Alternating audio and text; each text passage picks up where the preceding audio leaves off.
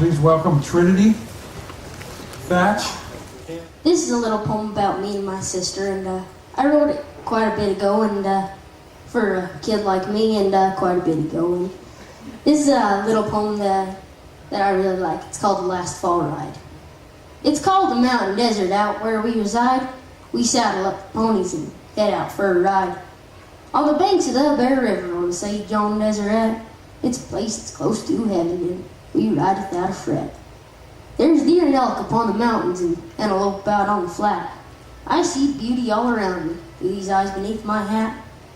McCarty's in my left hand and we set out on a lope. My feet firm in the stirrups and my right hand holds the rope. It's just a pleasure trail ride, maybe check a cow or two. We ride along the fence line underneath the sky blue. Today I'm riding Chrissy, a solid sorrel mare. She's the horse I learned to ride on. She's gentle and she's fair.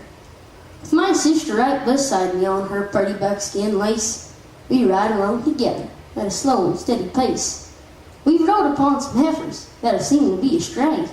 I check the brand and recognize the arch above the J. Austin rides up to their left and I just push them from the right. We move them north along the fence until we have their herd in sight. We leave them to their grazing and watch them for a while. I think about this life I live and it brings me to a smile.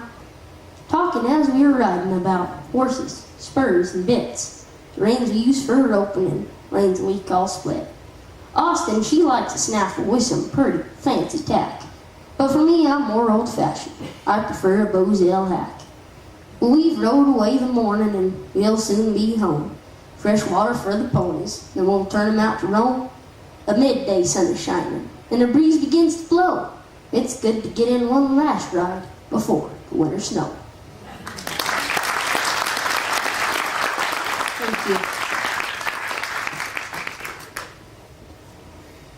See, quite a few of you have cowboy hats on.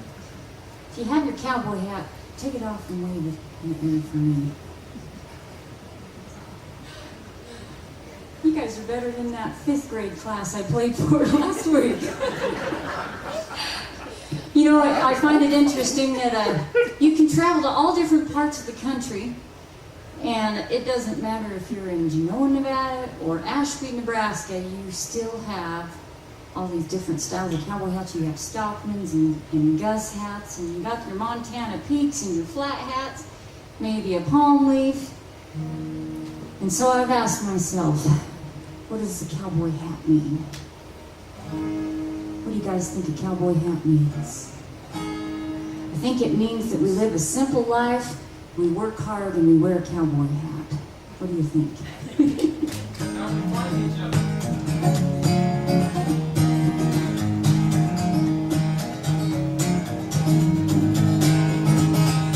I come from a time where cowboy song and rhyme don't mean very much to some. But there ain't nothing phony about a good rider's favorite pony, and that makes my world go round. And I don't care about what some folks talk about, no, my world is smaller than all that. 'Cause I live a simple life, work hard and wear a cowboy hat.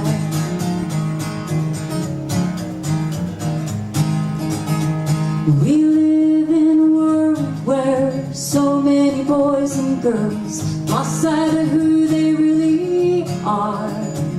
But in the eye of the horse, you're looking into a mirror, an image looking back at you.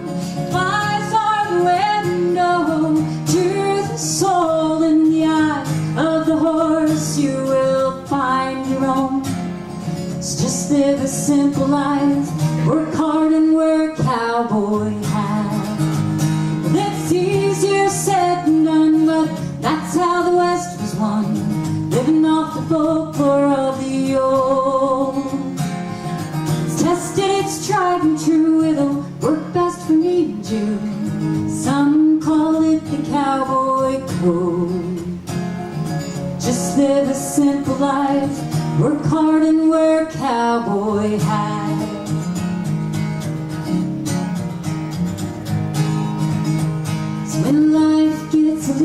crazy and things look a little hazy.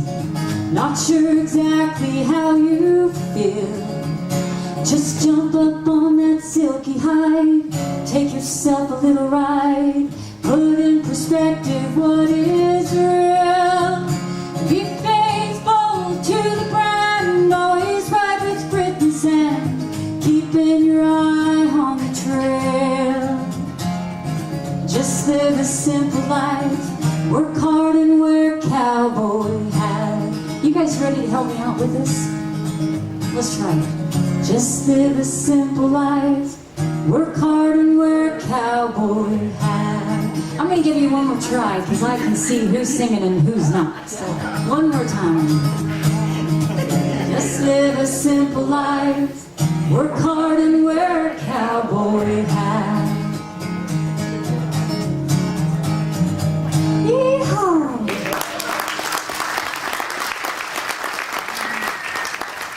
Well, this is a new poem, and I've been itching to get it out of my system since I got here, and it's one by Reds to Gall, and my buddy Hawkins that came with us, he really turned me on to this poem, and I hope you guys like it. It's called He Preferred Bucking Horses to Books.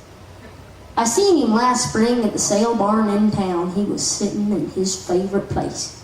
Must have been 80, at least he looked like he was, if you counted the lines in his face. In spirit, he must have been 20 years old. As a twister, he's still tough to beat. The wilder, the better, don't make him no mind. He could ride anything on 4 feet. Now, when he was a youngster, they'd take him to school, and he'd wait till his folks drove away. He'd go out to some ranch and hire out breaking colts for beans and a dry place to stay. Then, when he got older, he rode saddle broncs, beat 'em all from Fort Worth to Cheyenne. I've seen other guys point him out to their sons. Now, boys, there's a hell of a hand. He said reading books was a waste of his time. Breaking horses was twice as much fun. He had a good eye for a colt that would work and never lost money on one. He was proud of his colts, and if you disagreed, he'd tell you to go straight to heck. He'd make you believe a bell mare was a filly and sell you the mare and the bell. His first love was horses. The second, his wife, and though she was a long ways behind, when he'd leave her for weeks out a running wild horses, she acted like she didn't mind.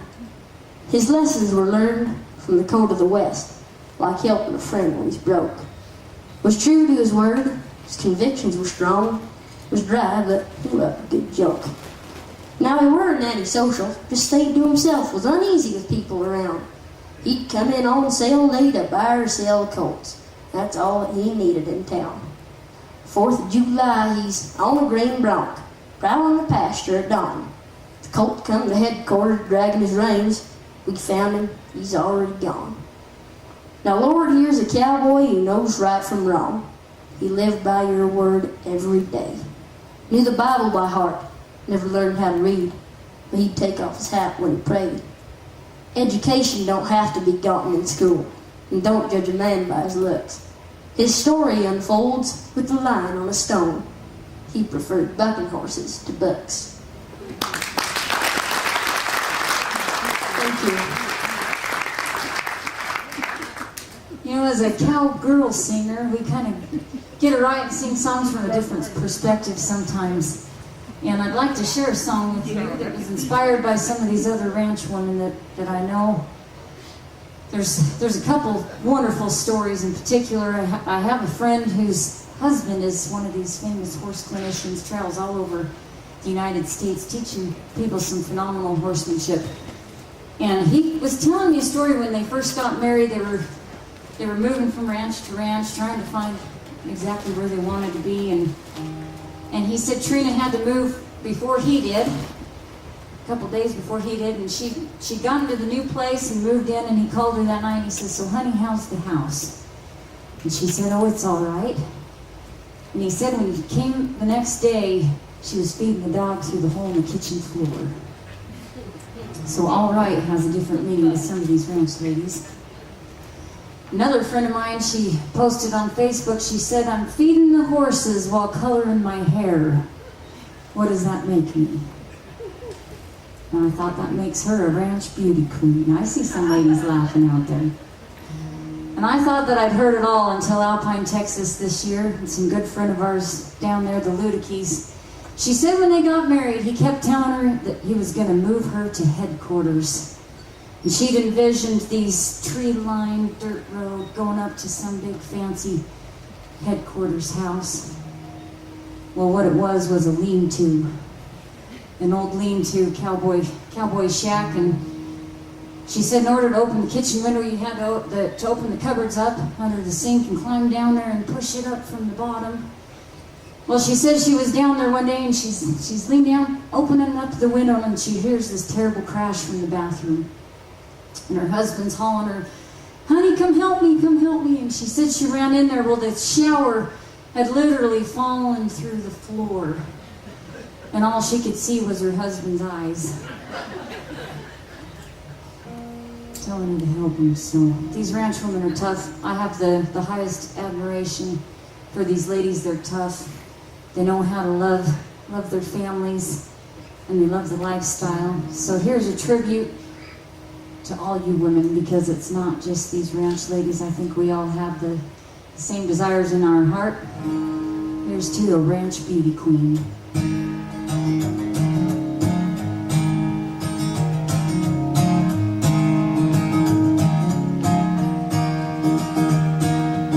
She pulls on her old blue jeans, heads out before the break of dawn. No time for a curl in her hair, so she braids it down long. And it's a day in the life for a ranch beauty queen.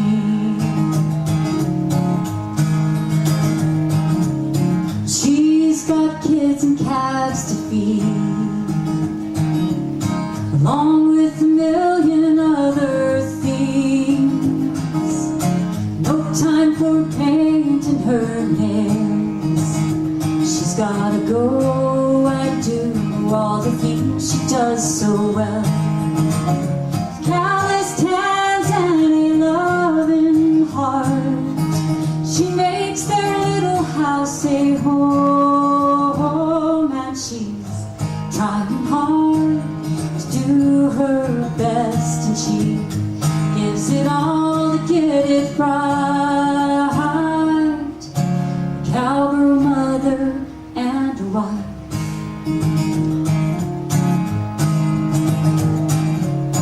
She can live most anywhere. She feeds the horses while coloring her hair. She's turned the tables on destiny with a little bit of work, cowgirl grit, and big dreams. Calloused hands and a loving heart, she makes their little house a home. And she's trying hard to do her best, and she gives it all to get it right. A cowgirl mother and a wife.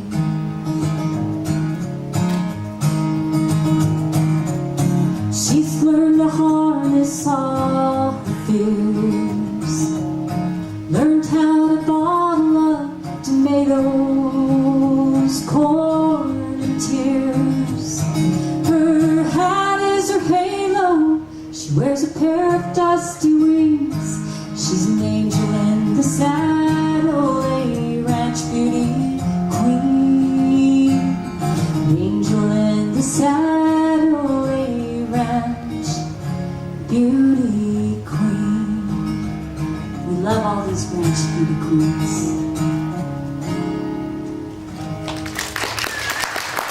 Thank you very much. Well, when I noticed Ross was here, I had to change up my whole set just to plan around this little poem. And Ross told me when we were in Elko that this was one of his favorite poems, and he took the time out of his set to let me do this little poem. It's called Forgotten by Bruce Cascade. Yes, he used to be a cow horse. that was young, strong, and fleet. Now he stands alone, forgotten, in the winter, snow and sleet. For his eyes are dim and hollow, his head is turning gray. He has got too old to follow just a horse that's had his day.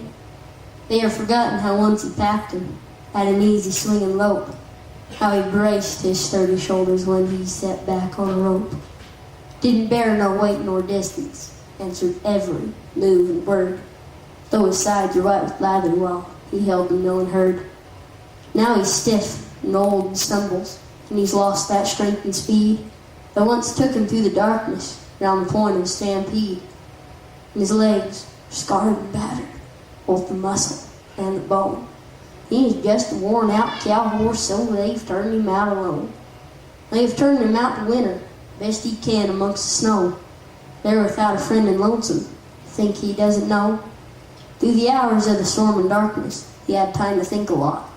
That horse may have been forgotten, but you bet he ain't forgot.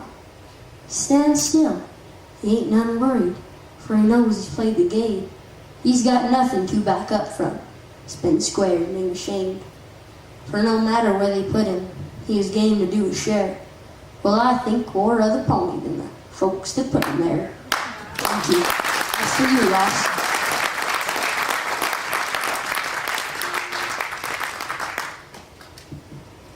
I think I see a kitchen window cowgirl down here, so I'd like to play a song for you. I've got 4 children, and I think sometimes that I'm pretty selfish because I've never been very good at being inside all the time. And so when my kids are little, you know, I just long to be out there helping and working and riding and doing all these things that I love. And I have my littlest one, Sam. Oh, he's a crack up, but little Sam, he was about 3 weeks old. And we were bringing everything in to sort off and ship, and I'll never forget looking out. We lived in Wyoming at the time, and we looked out our window over Devil's Gate. Lived at the base of the Rattlesnake Pass, and our kids went to the Poison Spider School. It's a true story. And I'm looking out this window, and I can see all the cowboys. They've got all the pairs in, and they're working, and I started to cry. And I thought, oh man, I want to be out there with them so bad.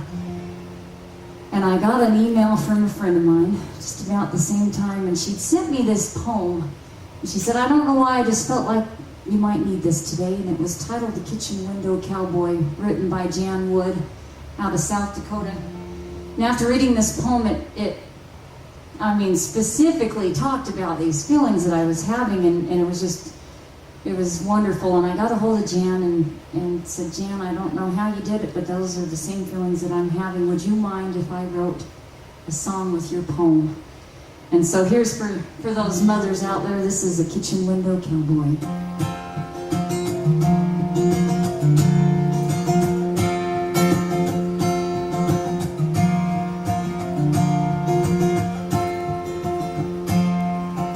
Here I am looking out the window, wishing I was them, out there working side by side with the mother cowboy men.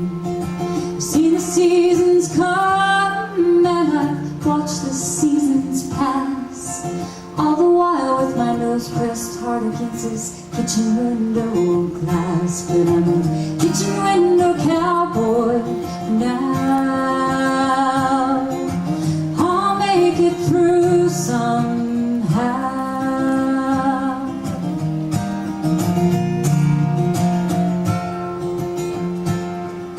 I'm changing rooms just to change the view, try to take it all in.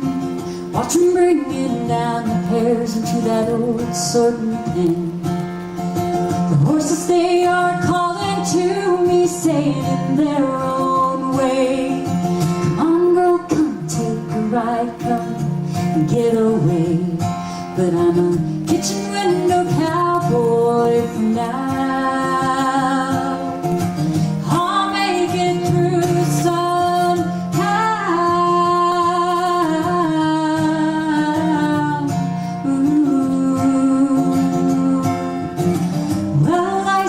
Busy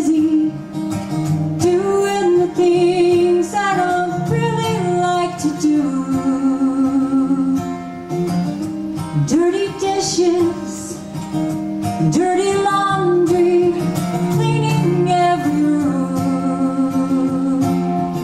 'Cause I've got better things to do.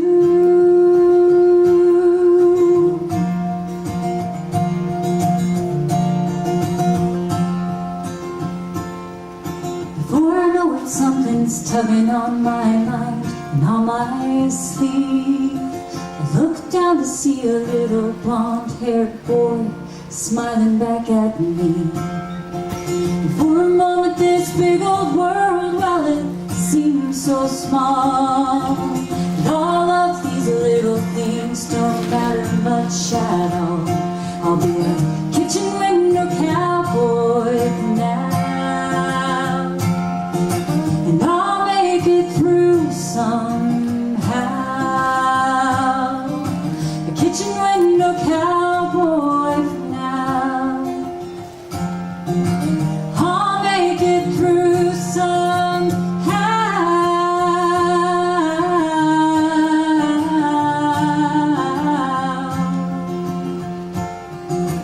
A kitchen window cowboy for now.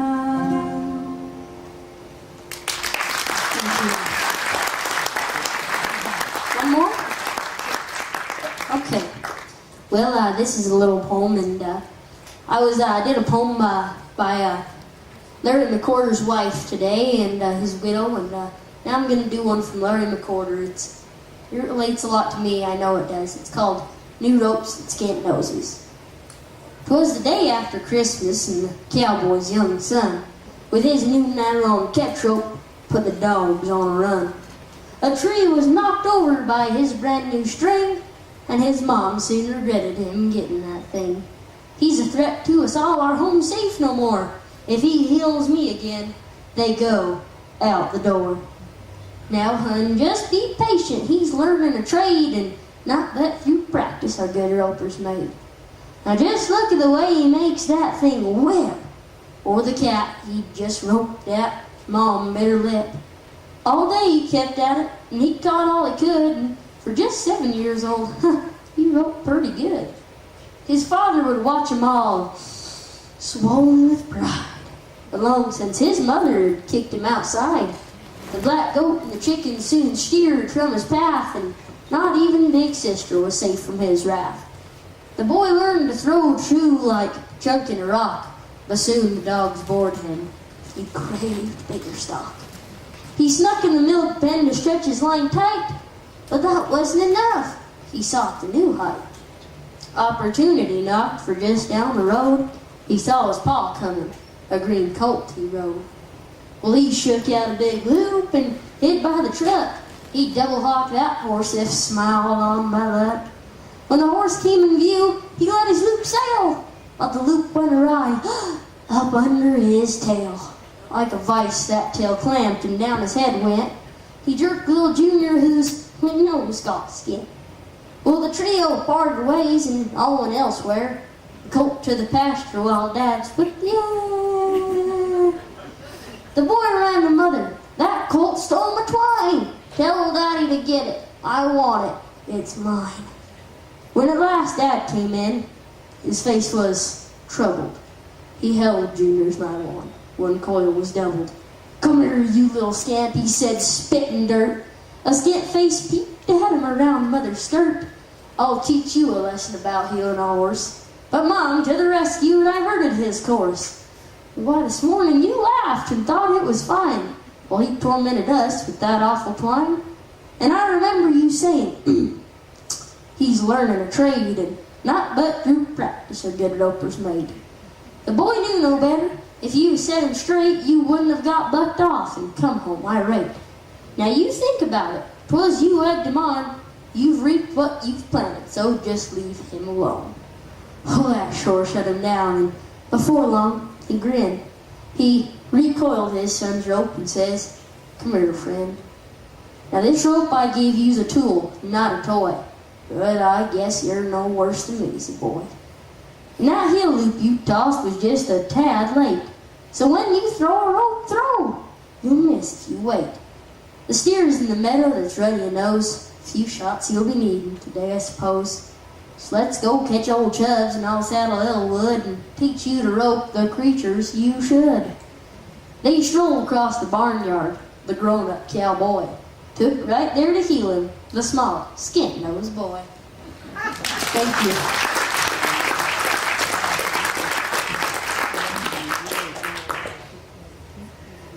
Thank you all so much for coming out. They told me it was all right if we brought some CDs in the back, and I know, like Thatch, we put a lot into these CDs, and we need gas money.